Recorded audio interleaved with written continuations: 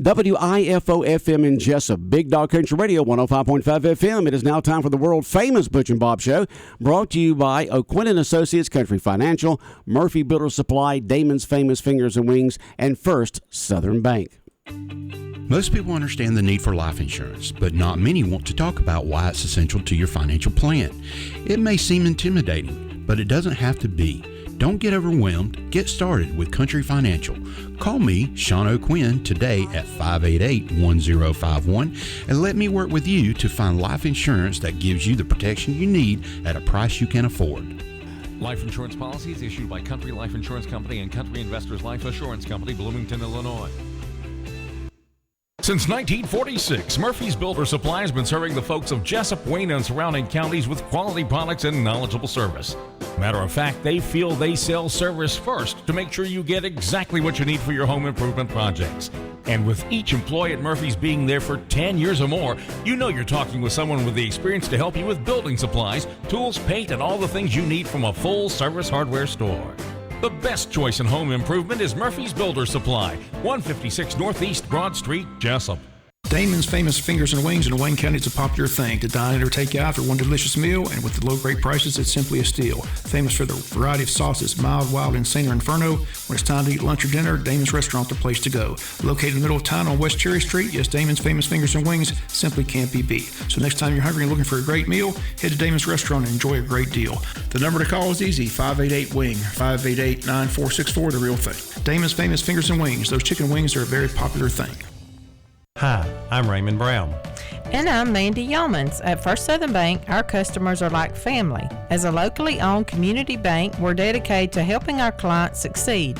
We have loans for every need, whether it's personal or business. We have lines of credit, auto loans, equipment loans, and of course, we offer mortgages. Stop by our bank or call us at 912-588-1010 and see how First Southern Bank can help you. Member FDIC Equal Housing Lender. The following is an exclusive presentation of Jessup Broadcasting, the sports leader in Southeast Georgia. World famous. The world famous Butch and Bob Show. World famous Butch and Bob Show right here on WIFO 105.5 FM in Jessup. Good morning, Bob. Good morning. You awake?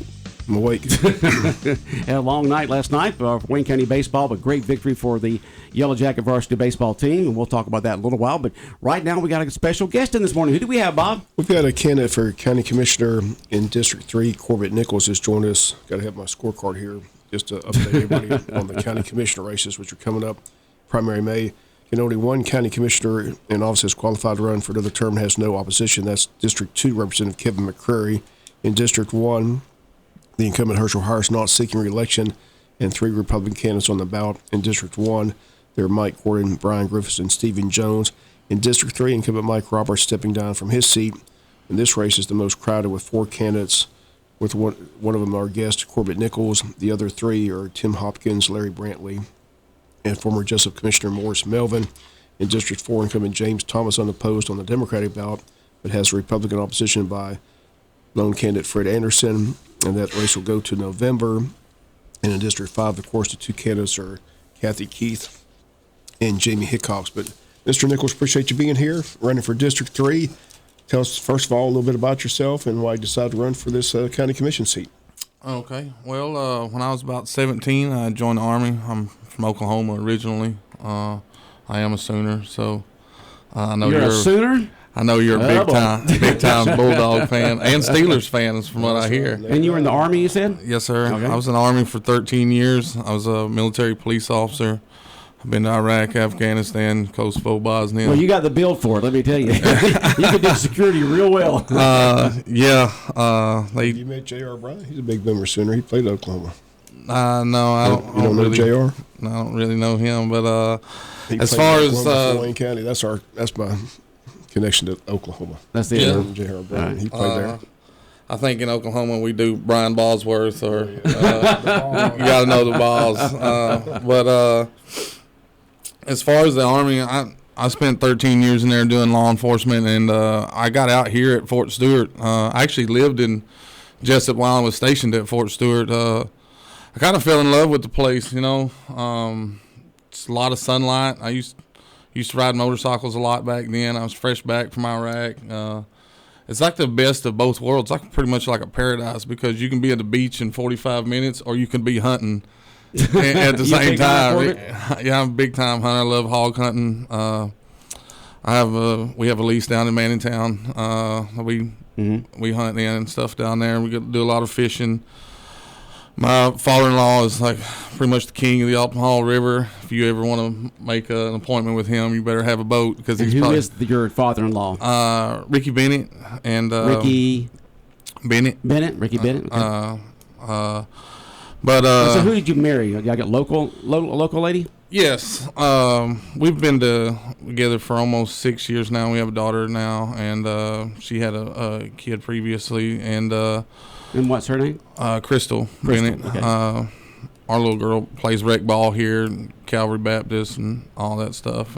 So, being a full-time welder and operations manager at Sea Island Forge, I'm also a softball dad. And where'd you say you work? Sea Island Forge down in Brunswick. We do a lot of blacksmithing and metalsmithing. Shout out to all those guys down there. It's some of the best in the business when it comes to metalsmithing and blacksmithing and stuff like that.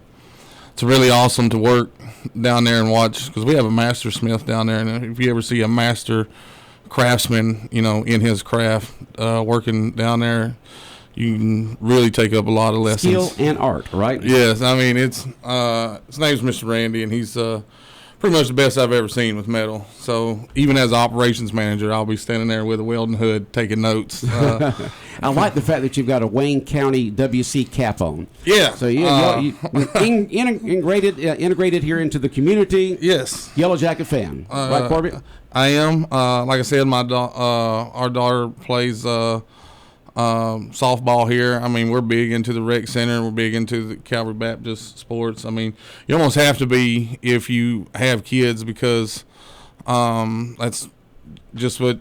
I mean, they all play sports. They all go do rec stuff. That's pretty much our whole life. Yeah. We're basketball, softball, soccer. I think I should just start sending allotments to the Wayne County Rec Department and know what you mean. Just work for them. Maybe I can get a discount or something. But when I was stationed here, I really liked Jessup, and then I left and went on the pipeline to become a welder because that's what you do in Oklahoma. Either you're a logger or a pipeline welder, or or something logger? like. Yeah, I didn't know you had that many trees in Oklahoma. Oh yeah, we got some big trees. Okay. In Oklahoma. You work for Weyerhaeuser or you're on the pipeline. I mean, it's just what we're known for: oil rigging and being a pipeline cowboy. And but I came back to a trade school in Daytona for a while to be a motorcycle mechanic. And then while I was up here, I met my old lady now, and we got together, and I decided to stay. I really liked it. I really like Jess. I think there's a lot of stuff here that a lot of other towns don't have. Like I said, you have the beach that's 45 minutes away. You have the woods. You have Savannah. And Hinesville's growing up. Yeah, Big River. I mean, there's a lot of potential for growth here because where I live in Oklahoma, we live on a river as well, and there's a lot of canoeing and kayaking and fishing, and there's a lot of river stuff that could be added here to, for recreation for the citizens and stuff. I think, that's one of the things I think it's pretty much the last 5-0 vote. I know you're a big fan of the 5-0 votes. But I think one of the last big 5-0 votes that we had was J.C. Landon. I think everybody can agree that, we should at least have a spot to where you can go because I'd pay you $40 when I got off that river for a hamburger and Coke because when you get off the Altamaha after 5-6 hours, it's terrible. Like, now, how long have you been back in Jessup and Wayne County? You said you went down to the trade school in Daytona, but you came back to Jessup after you lived here for while you were at Fort Stewart. How long have you been back in Wayne County? 2016. Okay. June 1st of 2000. I can tell you the exact date because that's when I signed my rental agreement. I didn't even look at the house. I was like, I like that one. Wrap it up. So you've been back about 6 years after living here while you were at Fort Stewart. Yeah. Okay. I was stationed at Stewart from 2009 to 2013, and then I left for a couple years and came back. And then, so what made you decide to run for county commission? Corbett Nichols, our special guest this morning, candidate for county commission. What made you run, Corbett? The tax situation in 2018 I thought was very not to standard. A big jump like that in taxes hurts. I'm a veterans advocate as well. It's another title that I wear. But like, if you are a disabled veteran, you're living on a fixed income, and if you jump the taxes 5 meals like that, the government is not going to give you extra money. They're not going to be like, hey, I understand that your county commission kind of messed up your taxes. Here's some extra money for you. We got you. That does not happen. That does not happen at all. You don't get that memo from the feds, do you? No, you dang sure won't get it from the VA. Doesn't have the radio business either, so I've a lot of business in that category. As part of our, our oath as public officers, you're supposed to put the needs of the citizens and the community ahead of everything. And in doing something like that, we completely cut the knees out from our own citizens. And I think that was just incredibly, horribly wrong. So that's what got me interested in politics to even to begin with. And then you started seeing all these discrepancies on these audit reports and stuff. I think in December of 2020, I think Kevin and Ralph was in here, and they were discussing all the dings and dents on that audit report, and those were state laws. Like, we're not amending our own budget, and those are state laws. So as a public official, if you start breaking state laws, there's another law that gets tacked on to that as well, and it's called violation of your oath as a public officer.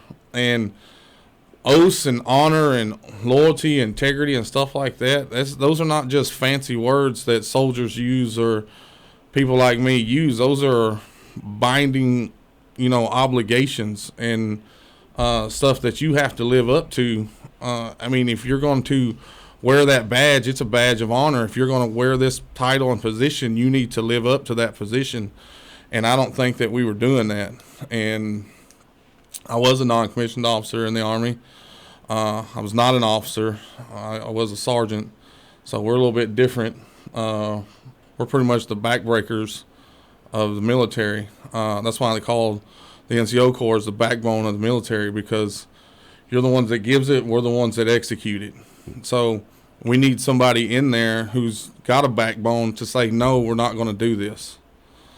I've been asked to run by several people because they know me. I used to be a deputy here in Wayne County in 2017 at the jail. So a lot of people know how I am. I will not bend or break for anybody. I don't care what your title is or what you hold in the position. If it's wrong, it's wrong, and you need to be checked on that. I need to be checked. Everybody needs to be checked, and that's one of the first things I'd like to do as a county commission is set our county commission down and say, hey, we need to regroup, and we need to start reevaluating some stuff as a team in a one solid united front. Because if we're not doing this together, then we're always going to have a split vote. Now, there always is going to be a difference of opinion because people come from all different walks of life and cultures, and I understand that. But at the end of the day, the citizens of this community need to be put before anything. Any squash between me and you or anybody else, the citizens always have to come first. And I think we have lost that in somewhere along the way. Okay. What made you leave the sheriff's department? I left the sheriff's office. How did you work for the sheriff's I department? worked for the sheriff for a little over a year. I left the sheriff's department because I seen it going in a direction in which I did not like. Civilians have a lot of rights. I was not used to that coming from the military. In the military, we will take all your stuff and not care. That's just the way MPs are. Like, if you come on base, we can just take all your stuff. We don't. There's a big brown sign right before you get in there that says everything is subject to search and seizure. So transitioning from a military SWAT team over to the civilian police force was a little bit different for me. But the reason why I left is I started seeing discrepancies along with the leadership. And there was a lot of discrepancies inside the leadership. Like, we had a deputy who's been that was suspended for 3.5 years without pay. And then at the 3.5 years, when John Carter lost the election, his termination paperwork signed, and then like the termination paperwork wasn't even given to him. Like, he didn't get that termination paperwork until he went and filed for it himself. I think if you're going to have enough intestinal fortitude to suspend that guy for a charge, then you need to charge him. Or you need to stop and reinstate him. However it goes, you need to do something, because now you're putting our county at risk for a lawsuit. And as you all know, lawsuits can happen to a police department or to a sheriff's office. We just had a big one in Wayne County not too long ago. What was it, $1 million? And that comes off of Gurma, right? I mean, that comes off of the insurance. And who pays that initially? The taxpayers do. Okay, when you worked for the sheriff's department for about a year there in the jail, and then did you start work for the welding company in Brunswick after that? No, I actually went to Fletsy first. Fletsy, okay. And then COVID happened not too long after that. I was a general contractor on Fletsy as a carpenter, and I was leading a carpentry team on there. And then this little thing called COVID happened, and then like it pretty much shut down a lot of contracting. And then, of course, I was entitled to federal, unemployment and stuff like that, but I didn't want to go that route. So I took a job temporarily with the city of Jessup. I worked at the wastewater department with Patrick Martin and them guys down there. There's a phenomenal group of guys down there. Patrick Martin is probably one of the smartest people down there at that facility, and even his right-hand man, they're all very phenomenal people and very detrimental to the city of Jessup. A lot of people don't know that there's a lot of formulas and stuff like that goes into that. That school that they go to has like a 60 or 70% dropout rate. It's more than just turning valves. Right. A lot more complicated than that. So you worked for the city for a while, and I guess you had decided to move on from there? I decided to move on. I was actually going to college. I was going to go back to college and use my GI Bill, because I do have 3 trade degrees already, because, when we get out, we have that GI Bill, and I'm a trade school guy. Like, I've never been like a bachelor degree guy. I've always thought that trades is where you need to be if you're going to be in the working class. Right. And then I got called from Sea Island Forge while I was in process into college, and they was like, hey, you applied to be the operations manager down here. And at first I didn't even know who they were, because it had been so long since I applied. I was like, you're going to have to refresh my memory. But they called me down there. We had an interview. We took a tour, and it was well within my scope of practice, of what I could do and things like that. And Sea Island Forge is probably one of the most premier backyard kettle packages that you can get in America right now. I think our kettle bowls have a 200-year lifespan. Okay. So that's where you work now, and you live here in town. You got your wife and your kids, and you're involved in the community. If you were elected, Corbett Nichols in with us, morning candidate for county commission, if you were elected, what would you like to see done? What were some of your top priorities you would like to do? My top priority one is get us back to true north, as they say in the military. We've got to come back together. But then moving on forward from that, once we get ourselves back realigned, we've got to get this budget under control. It definitely has to get under control. We're doing a lot of frivolous spending, and we're doing a lot of overtaxing. And like I said, with the people on fixed incomes and things like that, that is an instant no-go in my book. We got to start getting these line items together. These departments got to start line item their stuff, and everyone, there's a lot of them that say that they don't want to line item stuff, but I can guarantee you right now that you balance your checkbook and you amend your own bank account. It's the same way with the county. So we have got to start amending that budget. We got to start getting those dings off that audit report, and we got to start living up to that and making pretty sound decisions with it. The second thing I'd like to do is this ambulance situation that we got going on. last time I checked, we had one ambulance or one full truck, or they might have got a second one. But even at the same time, we're doing a lot of transports out of town, and when that happens, we're leaving our county vulnerable to a medical emergency. And to me, I mean, we've already had situations where people were waiting on ambulance and died on the way back, or the ambulance couldn't find them. It takes a long time to get there. And as a former first responder, that first, 10 minutes of that call is very, very crucial, especially if it's a medical emergency of like a heart attack or something like that. You got minutes to get there. So you want to work on the ambulance, trying to get more involved with that, with more personnel and maybe another vehicle. Right, personnel, and whether that's why I'm trying to push here, because we're starting to run out of time. What's the next item? Corbett Nichols is running for county commission, District 3. Is that correct? Yes, sir.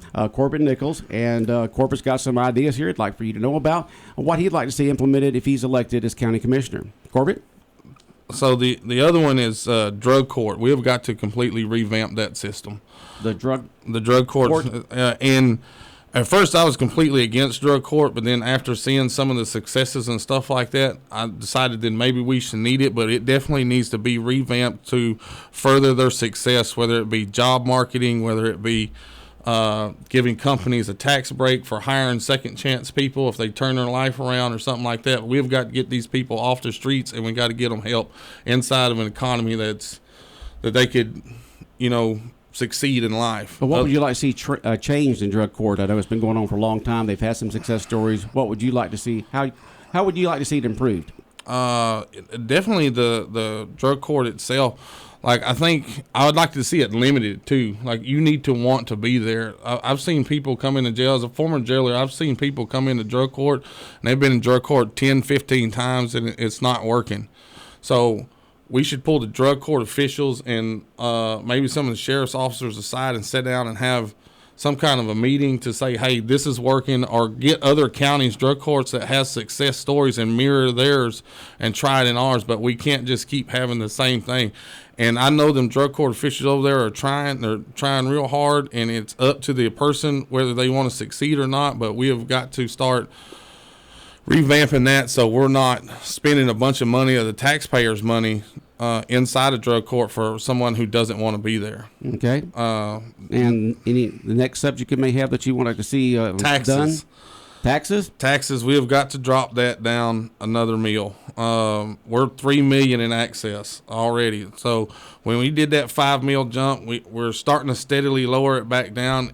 After COVID, we should have brought it back down even more. I think as a county commissioners, when COVID hit and businesses were shutting and work was starting to get real slim and stuff like that, it should have been our duty as commissioners to try to ease the burden on some of that. And we didn't do that. It's like we passed this big thing, COVID hit, closed businesses, and still made them pay all the taxes. That, to me, that's not the way it should have been ran. And then we've got any other final words this morning there, Corbett, you got that you'd like to talk about? The judicial complex. Okay.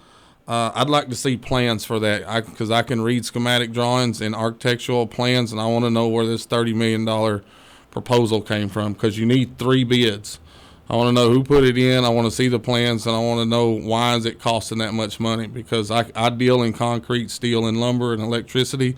So I know what I'm looking at when I come see an architectural plan like that, and I want to know where $30 million came from. Right, so you're a physical conservative, and you want to watch after those tax dollars and watch everything. Yes, okay. We've got to have that. And at the same time, I understand their complaint. They need some security and safety and things like that. But I want to know where this stuff's coming from. I want to know how we're paying for it. If it's coming from a SPLOST, or are they trying to get it from the budget or anything like that? We've got to look at that and review it. And if we need it, we need it. If not, we need to figure out how we're going to revamp the old one, or try to eliminate some of their concerns of why they're asking for this to begin with. Okay. Well, Corbett, one of the questions that we usually ask folks when they're a candidate and they're running for any particular political office, when people go to the polls in May, they're going to see your name up there for District 3 for County Commission, Corbett Nichols. Why should they vote for Corbett Nichols? Because I am a blue-collar worker from Wayne County here, paying these taxes with you. I don't own my own business. I don't I don't live in the country club, and I don't have a lot of money in the bank, so I'm feeling these pain just as good as you are. And we need some kind of a conservative in there to say no. We need a regular guy in there, someone who's not, having abundance in life. Like, I drive 45 minutes to work every day and 45 minutes back. I spend the $200 in gas. I know the pains that these citizens are feeling, and to have a regular decision, maker in there to say no or yes, or I can tell you why. I mean, that's the whole reason why we need good leaders in there to begin with. I'm not kin to nobody here. I don't have a biased opinion. So if it's good, it's good. If it's bad, it's bad. I'm not going to accept it because that's going to put the burden on you, and it's going to put the burden on everybody else. So if you want some integrity and someone to stand up for you, that's where I'm at. All right. Corbett Nichols in this morning, candidate for District 3 for County Commission of Wayne County. Corbett, we appreciate you coming in this morning and sharing with us this morning your ideas and your thoughts and your feelings to our listeners out there, because the folks in District 3 will be voting for a new county commissioner, and they got several to choose from. Yes, sir. Thank you. All right. Bob, anything else? I appreciate it. Okay. Take care, Corbett. Yes, sir. Pleasure meeting you. WIFO-FM in Jessup, Big Dog Country Radio, world-famous Butch and Bob Show, brought to you by O'Quinn & Associates, Country Financial, Murphy Builder Supply, Damon's Famous Fingers and Wings, and First Southern Bank.